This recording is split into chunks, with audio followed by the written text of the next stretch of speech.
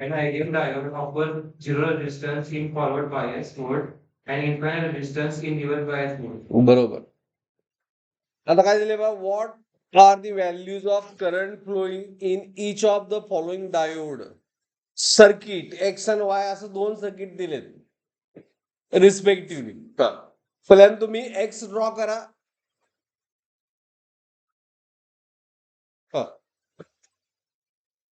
X साठी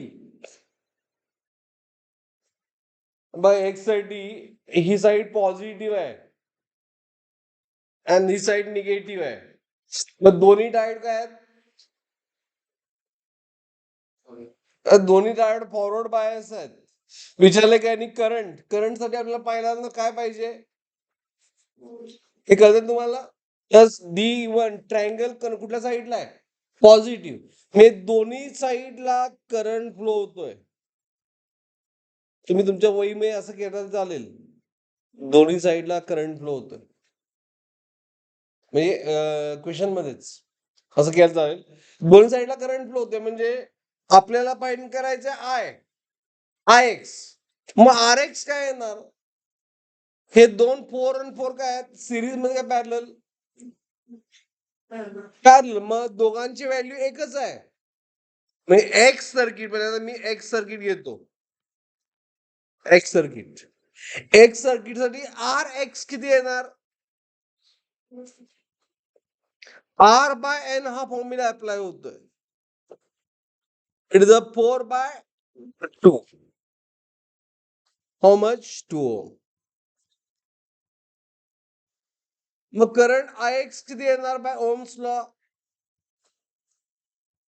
Vx by Rx. Ohm's law. It is a 8/2. किती? 4 ampere. 4 वाला कुठला ऑप्शन आहे बघा? Directly C option is correct option.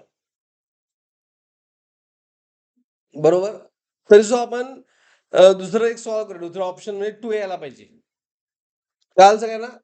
Circuit draw केलेलं आहे. हा, आता ह्यामध्ये सेकंड मध्ये काय होतंय बघा, हा पॉझिटिव्ह आहे आणि हा निगेटिव्ह आहे. बरोबर. आता D2 काय आला? एन कनेक्टेड म्हणजे line connect, N connected to what?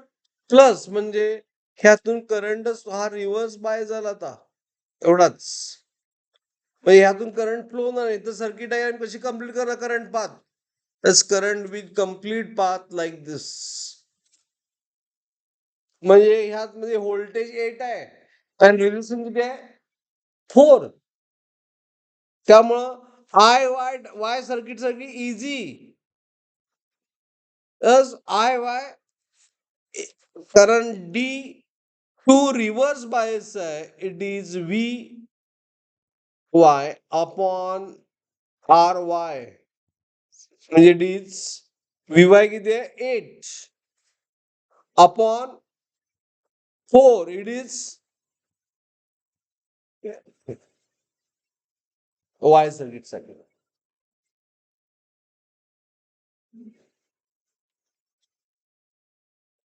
काल सगळ्यांना? Is it clear everyone?